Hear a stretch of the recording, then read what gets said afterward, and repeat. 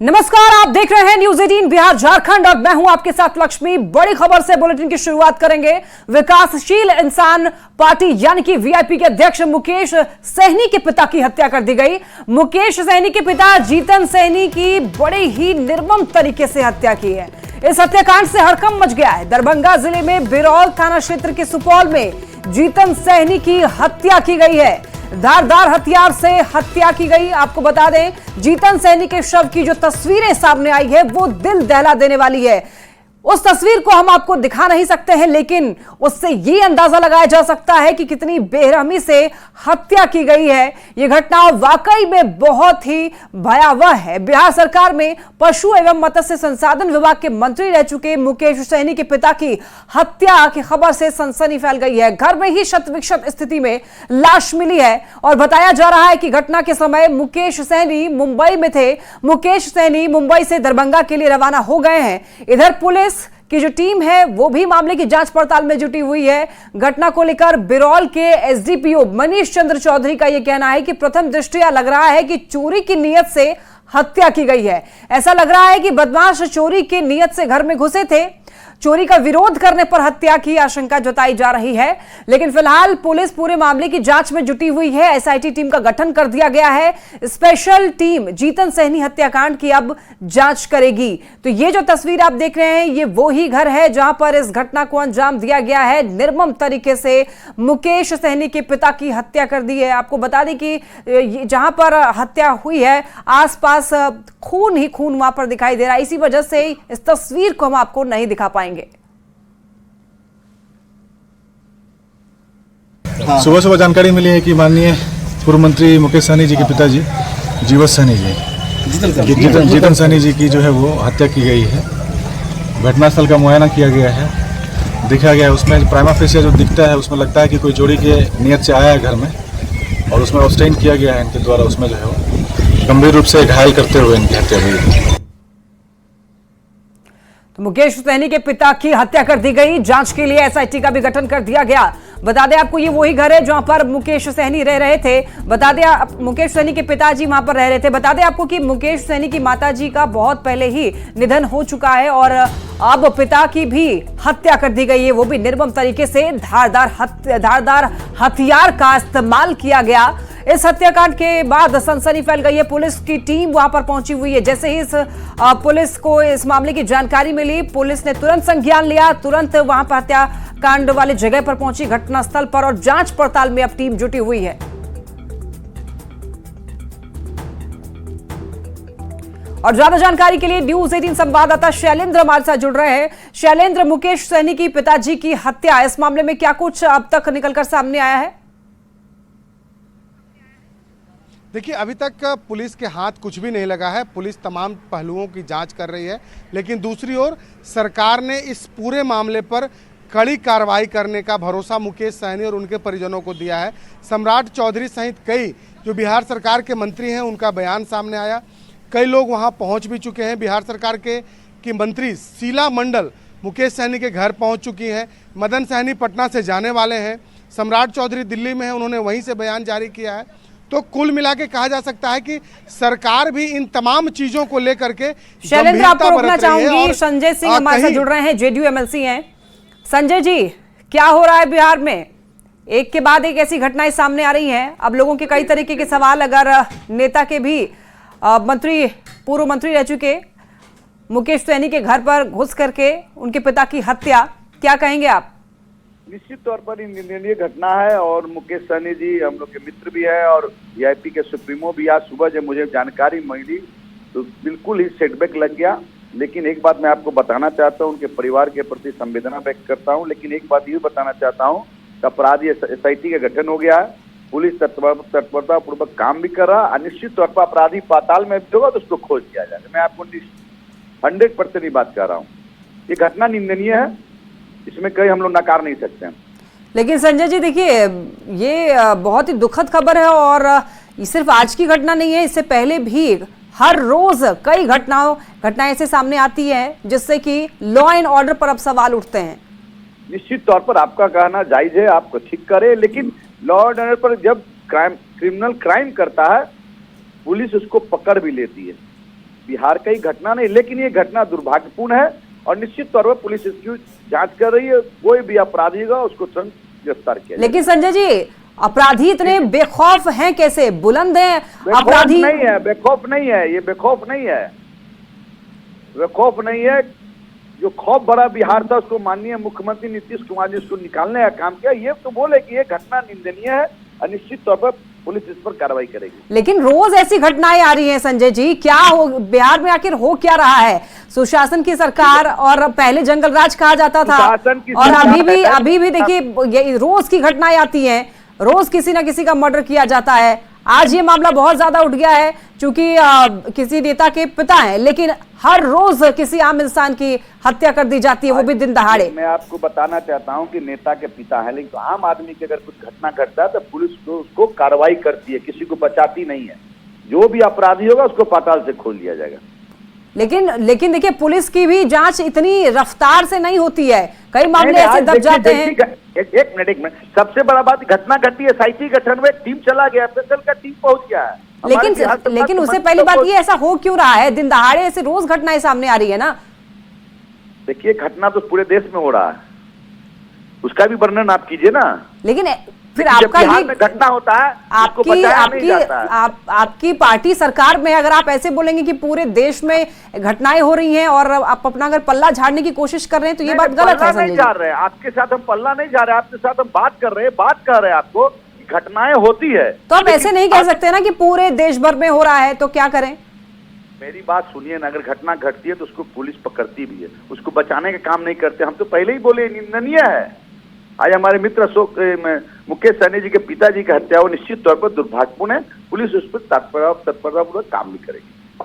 तो आप आश्वासन दे रहे हैं कब तक पकड़ लिया जाएगा अपराधियों को? देखिए, SIT का गठन हो गया, FSL टीम पहुंच गया, हमारे बिहार सरकार के मंत्री लोग पहुंच गए, निश्चित तौर पर तुरंत इसका रिजल्ट मिलेगा। तो लेकिन ऐसी घटनाएं रोज घट रही हैं संजय जी। तो पहले जंगल राज कहा जाता था, अब भी वैसी रोज घटनाएं हो रही हैं, तो क्या कहें कि उसी चीज को कंपेयर कर दें जंगल राज नहीं है, मंगल राज है। निश्चिंत रहिए आप, नीतीश कुमार जी के नेतृत्व में बिहार का भविष्य उज्जवल हुआ और आगे भी होगा। ठीक है, तो आप आश्वासन। तो संजय सिंह हमारे साथ जुड़े थे, JDU MLC, जिन्होंने कहा है कि बहुत जल्द अपराधियों को पकड़ लिया जाएगा। SIT का भी गठन कर दिया गया है, पुलिस अब रफ्तार से जांच पड़ताल कर रही है। और शैलेंद्र हमारे साथ जुड़े हुए हैं, लगातार जानकारी दे रहे हैं ग्राउंड जीरो से। शैलेंद्र, FSL की टीम क्या वहां पर पहुंच चुकी है जांच पड़ताल करने के लिए? देखिए, SIT का गठन भी किया गया, FSL की टीम भी वहां पहुंच रही है। और सबसे बड़ी बात है कि अब इस घटना के बाद अब कहीं ना कहीं सरकार के इकबाल पर भी सवाल उठ रहा है कि आखिर इस तरीके की इतनी बड़ी घटना कैसे घट गई। और तमाम चीज़ों में अब सरकार भी चाहती है, पुलिस भी चाहती है कि इस मामले का उद्भेदन जल्द हो, कैसे घटना घटी इसकी जानकारी जल्द से जल्द ढूंढी जाए। अब जो सरकार के स्तर पर है या फिर कह लें मुख्यमंत्री के स्तर पर ये बातें हो रही हैं कि जल्द से जल्द अपराधियों की गिरफ्तारी होनी चाहिए। सम्राट चौधरी का बयान आया, तमाम जो पार्टी जो NDA के जो अन्य नेता हैं वो इस बात को कह रहे हैं कि जो भी अपराधी होंगे वो बख्शे नहीं जाएंगे। मतलब साफ है कि सरकार को भी ये लग रहा है कि इस घटना के बाद अब सरकार की फजीहत जो है वो होने वाली है, क्योंकि जब ऐसी घटनाएं घटती हैं तो सरकार पर सवाल उठता है, इकबाल पर सवाल उठता है, पुलिस पर सवाल उठता है कि आखिर घटना के बाद पुलिस क्या कर रही है, जांच किस दिशा में आगे जा रही है। और सबसे बड़ी बात है कि वहाँ आसपास में CCTV कैमरे भी नहीं है। पटना में जब कोई घटना घटती है तो पुलिस CCTV कैमरे तलाशती है और उसी से अपराधियों को पकड़ा जाता है। और वहाँ वो गाँव है और वहाँ कोई CCTV कैमरा भी नहीं है। तो पुलिस के सामने भी कई चुनौतियां हैं और तमाम चुनौतियों को देखते हुए फिलहाल जो जांच है, जो कार्रवाई है, पुलिसिया कार्रवाई, वो आगे बढ़ रही है। और दूसरी ओर जो यहाँ सरकार है पटना में, वो उसका कहना है कि जल्द से जल्द जो दोषी हों, जो अपराधी हों, उसे पकड़ा जाए। पुलिस पर भी सरकार की ओर से दबाव दिया जा रहा है कि आप तत्काल इस मामले को देखिए और जल्द से जल्द जो अपराधी। ठीक है शैलेंद्र, आप बने रहिए हमारे साथ, फिर लौटूंगी आपके पास। देखिए, मुकेश सहनी के पिता की हत्या पर केंद्रीय मंत्री चिराग पासवान ने भी एक्स पर पोस्ट किया और चिराग पासवान ने लिखा है कि विकासशील पार्टी के संरक्षक भाई मुकेश सहनी जी के पिता की निर्मम हत्या बेहद निंदनीय है। दोषियों को कतई बर्दाश्त नहीं किया जाएगा। जल्द से जल्द अपराधियों को चिन्हित कर उचित कार्रवाई की जाएगी। मुकेश सहनी एवं शोकाकुल परिजनों के प्रति मेरी और मेरी पार्टी की गहरी संवेदनाएं हैं। तो इस घटना के बाद अब तमाम नेता मंत्री अब पोस्ट कर रहे हैं, गहरी संवेदना जता रहे हैं और इस घटना को निंदनीय बता रहे हैं। मुकेश सहनी के पिता की हत्या पर इधर केंद्रीय मंत्री जीतन राम मांझी ने भी एक्स पर पोस्ट किया और जीतन राम मांझी ने लिखा है कि वीआईपी प्रमुख मुकेश सहनी जी के पिता की हत्या की सूचना से स्तब्ध हूं। मैं राज्य सरकार से ये मांग करता हूं कि दोषियों को अविलंब गिरफ्तार कर स्पीडी ट्रायल कराया जाए। मैं और मेरी पार्टी इस दुख की घड़ी में हर तरह से मुकेश सहनी जी के साथ हैं। तो एक तरफ आपको बता दें कि हाई प्रोफाइल जांच भी शुरू हो गई है, तो दूसरी तरफ इस पर जमकर राजनीति भी हो रही है। बता दें मुकेश सहनी के पिता की हत्याकांड से अब खलबली मच गई है। बताते चलें आपको, एक तरफ हाई प्रोफाइल जांच शुरू हो चुकी है, दूसरी तरफ राजनीति भी हो रही है। आरजेडी नेताओं ने बिहार सरकार और पुलिस पर भी सवाल उठाया है। अब पुलिस के इकबाल पर सवाल उठने लग रहे हैं। मुकेश सहनी के पिता की हत्याकांड की एक तरफ देखिए हाई प्रोफाइल जांच शुरू हो चुकी है, तो दूसरी तरफ इस पर अब जमकर राजनीति भी हो रही है। अब देखिए आरजेडी नेताओं ने बिहार सरकार और पुलिस पर सवाल उठाया है। के पिताजी की हत्या का समाचार मिल रहा है, ये काफी दुखदायी है और इस तरह की घटना अपराधियों के बढ़ते मनोबल का परिणाम है। कहीं ना कहीं अपराधियों पर जिस तरह से शिकंजा कसी जानी चाहिए वो काम नहीं किए जा रहे हैं और अपराधियों के रहमो करम पर पूरा राज्य कहीं ना कहीं दिख रहा है। शासन पूरी तरह से पंगु हो चुका है, माइंडलेस गवर्नमेंट है बिहार के अंदर में। शासक अचेत अवस्था में है, अभी तक पता भी नहीं होगा कि बिहार में कोई घटना घटी है कि नहीं घटी है। कोई नेता सुरक्षित भी नहीं, जदयू भाजपा का नेता भी दिन दहाड़े मारे जा रहे हैं। गोलियों के तड़ाहट से प्रतिदिन बिहार का कोना कोना थर्राता है। जब निकलता है सुबह घर से शाम को, जब तो सुरक्षित नहीं लौटता, लगता है परिजनों को कि मेरा परिवार सुरक्षित लौटेगा कि नहीं। पूर्णिया सांसद पप्पू यादव ने जीतन सहनी की हत्या के बाद लॉ एंड ऑर्डर पर सवाल खड़े किए हैं और स्पीडी ट्रायल के जरिए दोषियों पर कार्रवाई की मांग की है। हत्या का सिलसिला और आज एक संघर्षशील लीडर मुकेश जी के पिता की हत्या कंप्लीट रूप से रोम जल रहा था, नीरो बंसी बजा रहा, पूरा शासन प्रशासन महकमा लूटने में लगा हुआ। मैं मुकेश सहनी जी की हत्यारे की गिरफ्तारी की मांग, एसपीडी ट्रायल की हत्यारे की गिरफ्तारी और एसपीडी ट्रायल की मांग करता हूं और ऐसे पदाधिकारी जो अपराध में माफियाओं के साथ संलिप्त है उसको सस्पेंड और उस पर एफआईआर चलाने की मांग करता हूं।